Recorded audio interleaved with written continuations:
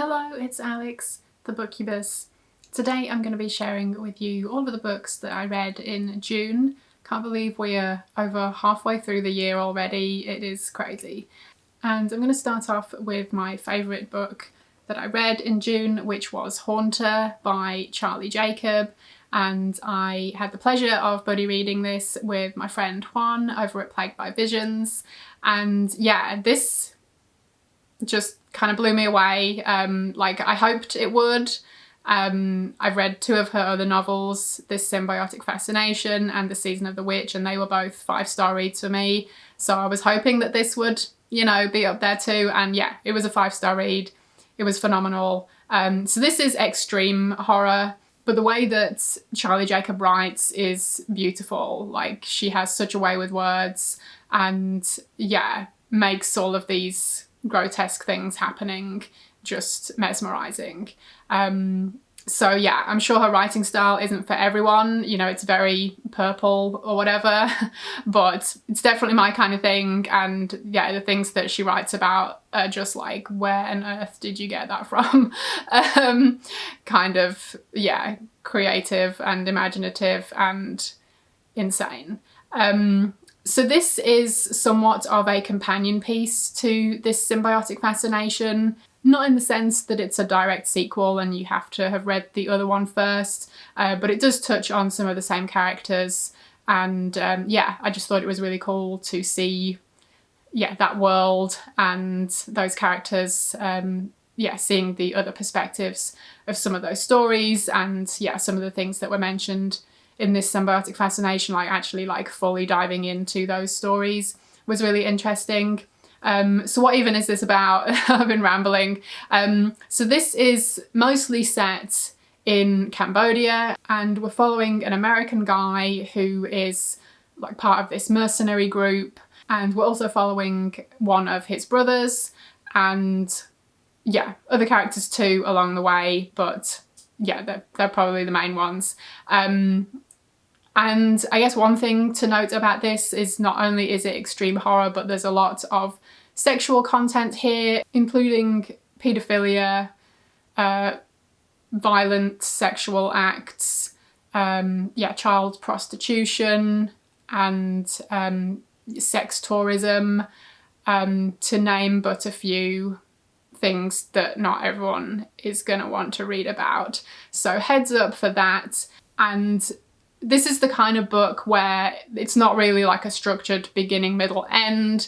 You know, the plot sometimes takes a bit of a back seat just to be kind of swept away by her writing and these like insane visuals that she is able to conjure up. I guess one thing I'll read from the back to just kind of maybe encapsulate what a lot of this book is. It says, their beautiful nirvana waits only at the end of a road travelled by nightmares. So yeah, there's a lot of nightmarish content here. Yeah, there's torture as well in a couple of points.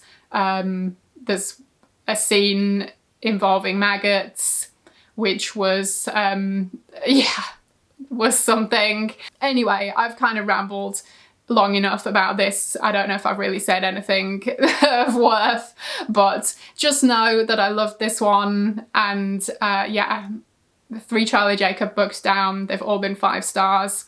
So I'm looking forward to reading more.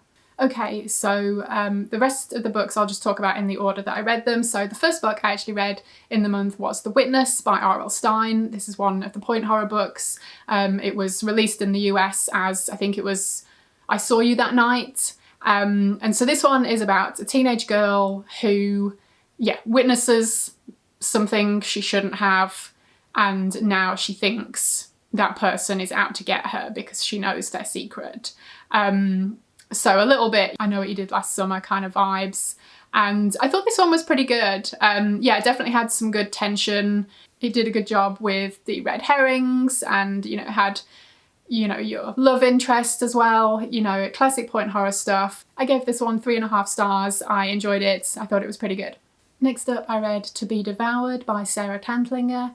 I read this on my Kindle, and this is a novella about a woman who becomes obsessed with the idea of eating carrion. There are these vultures that live in like the kind of rural area where she lives, and yeah, she becomes obsessed with them and the idea of eating what they eat. And yeah, she has a girlfriend, and that relationship is kind of up and down, and our main character is also in therapy. So yeah, there are kind of these few, you know, different things that are being juggled. And yeah, this one gets kind of graphic too, not to the extreme as Haunter, but yeah, it gets kind of gruesome at times. There's also some sexual content. Yeah, it was a pretty quick read, and I thought it was really good. Definitely a dark story. I enjoyed it. I gave this one 4 stars. Okay, next up I read The Haunting of Ashburn House by Darcy Coates. This is an author I have been meaning to read for ages. I always hear good things about her work, and this is probably her most well-known or well-liked one, so I figured I would give this one a go, and I borrowed it from the library. And I thought it was good. So this is, you know, something of a haunted house story. We have a character who inherits a house from a relative she didn't know she had. And when she gets there, her and her cat, they find out, yeah, there's some strange goings on here. There's a lot of, you know, talk from the locals about, yeah, strange things that would happen at this house. And yeah, she's trying to figure out exactly what was going on and how that affects her. So I did like certain parts of this. You know, I enjoyed the setup. I enjoyed, you know, her kind of getting situated in this new place and, you know, unfamiliar surroundings, and trying to meet some of the locals and find out what's happening. And yeah, there were some, you know, spooky goings on.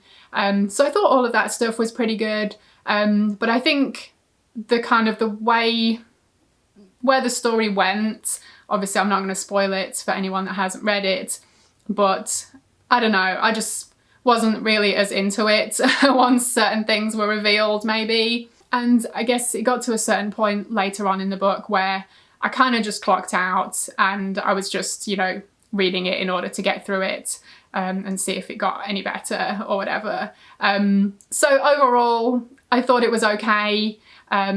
Not my favourite, but definitely not a bad book by any means. I gave it 3 stars. I was kind of, you know, back and forth between a 3 or a 3.5, but ended up on a 3. Yeah, sadly, it wasn't quite the experience I hoped for, you know, having heard so many people love this book. So that was a bit of a shame.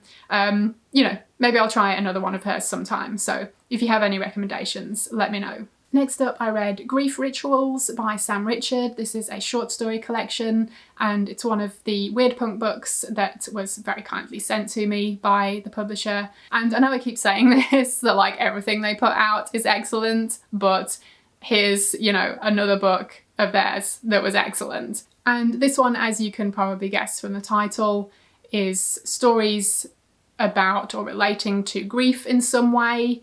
And yeah, I thought this was such an excellent collection. I was really impressed with all of the stories here.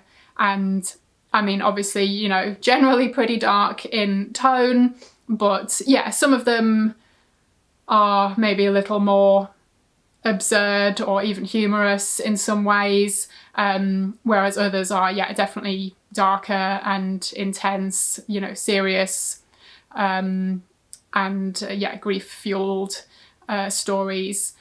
So yeah, I thought the variety in there was really good too. I very much enjoyed this one. I gave it 4 stars, and I would definitely recommend it. Next up, I read Halcyon by Rio Youers. This is kind of a big one, and it was one of my 23 to read in 2023. And this is maybe more of a thriller than horror, I guess, you know, somewhere between the two.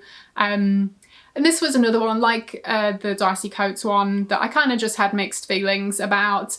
So this is about a family, and the youngest daughter they find out she has these strange experiences, you know, bordering on kind of like a psychic phenomenon, that she's able to see these events before they happen. And the other thing going on in the story is about this cult that live on this remote island. And yeah, we're following the kind of cult leader, learning about her past and yeah, how this, you know, cult commune, whatever, came to be.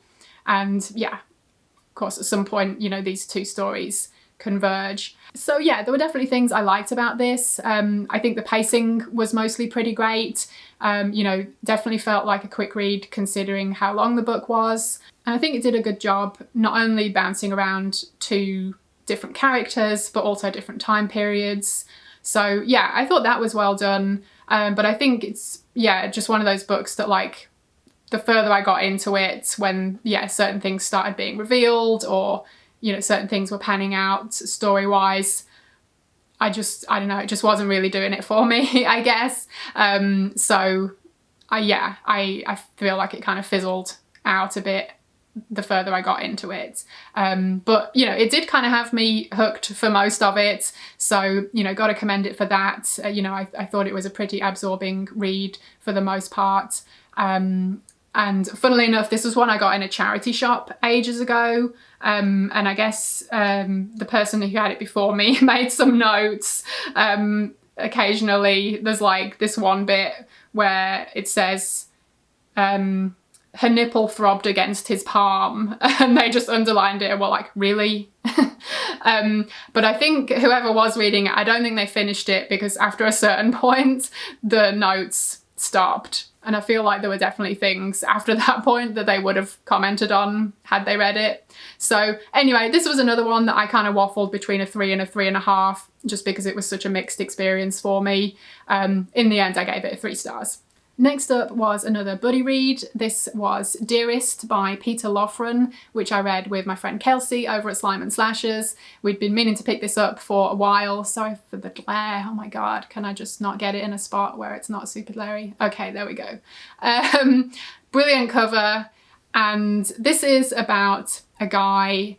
It's a British horror novel, and it's all told from his perspective, and he has, you know, he definitely has his opinions on women and how women should be and how relationships should be and all of that fun stuff. And I think this one does a great job with, yeah, nailing this voice of this character, his beliefs, his ideals, all of that stuff. And while, as you can probably imagine, you know, his viewpoint on women is not a good one, and there are definitely a lot of, yeah, gross things that he thinks. But the way that it's done, it's somewhat humorous at points, and you just kind of like, you have to laugh at the craziness of, yeah, some of the things he thinks. But basically, he is talking about this girlfriend that he has. And then at some point you find out that, oh, he killed her. So yeah, the story kind of eventually goes in that direction, and we learn about exactly what happened. I will say this one, yeah, definitely nailing the tone of this character was fantastic. But I think it did feel quite drawn out. It did feel like it was just a bit one note after a while, in that, you know, we've already established this character's viewpoint, and now we're going to get even more pages just reiterating the same thing. So that was really what let it down for me, and Kelsey felt the same way. I think we both rated this 3.5 stars. So it was good. You know, definitely I would still recommend checking it out if it sounds interesting to you. But I think, yeah, it just got a bit repetitive after a while. It does have some, you know, gruesome moments. It's not like wall-to-wall blood or anything, but there are a few moments that, yeah, it gets a bit gruesome. So yeah, for a kind of hidden gem vintage horror novel, it was an interesting one. I'm glad I read it. But yeah, gave this one 3.5 stars. Next up, I read The Satirist by Caleb Bouchard, who is a fellow YouTuber, and he very kindly sent me this copy, so thank you, Caleb. This is a collection of prose poems, and these are mostly absurd and or surreal in some way. There are, yeah, lots of quirky characters and situations. Some of them, you know, on the humorous side, and yeah, definitely ones that made me laugh and made me smile. Other ones though are, yeah, a bit more serious in tone. Some of them are darker in tone. So yeah, I really liked the variety of these. And there's also a bunch involving an Elvis impersonator, or maybe there are multiple Elvis impersonators, maybe it's not always the same one. And they were really great too, really enjoyed those. I was really impressed with these in the way that the author was able to, yeah, really kind of set the scene and set up these characters in, yeah, such a kind of small word count. They were all really evocative and enjoyable to read. And yeah, I just liked the mixture of, yeah, kind of lighter hearted ones and humorous ones with these ones that were, yeah, a bit darker in tone and, you know, some kind of unsettling and uncanniness going on. So yeah, this was a really great collection of prose poems. And yeah, thank you so much, Caleb, for sending this my way. I gave this one 4 stars. And then I finished off the month with another point horror book, which ended up being another R.L. Stine. That wasn't my intention to like bookend the month with R.L. Stine books, but here we are. This one is The Dead Girlfriend, and this is about a teenage girl who moves to a new town. She meets this cute guy, and she soon finds out that his previous girlfriend died, falling over this waterfall. But what exactly happened to this girl? You know, did she do it on purpose? Was it an accident? Or did someone push her? And yeah, as our protagonist gets closer to the cute guy, there are, yeah, these things that start happening that, you know, are trying to kind of warn her away. So yeah, I thought this one was a good one. It did get a bit repetitive and a bit drawn out after a while. So I gave this one 3 stars. So I did like The Witness a little more than this one, but this was still a pretty good read. And another thing that I remembered about this is that there's a lot of, I heard a scream and then realised it was coming from me, kind of. That happens like several times in this book, or, you know, kind of words to that effect. So that was kind of funny. So yeah, anyway, this one was okay. I gave it 3 stars. So that was everything I read in June. Do let me know if you've read any of these. I would love to hear your thoughts. Or let me know what your favourite book was that you read in June. I would love to hear about that. And as always, if you have any recommendations, feel free to let me know. Thank you ever so much for watching. I hope you enjoyed it, and hopefully I will see you again in my next video. Bye!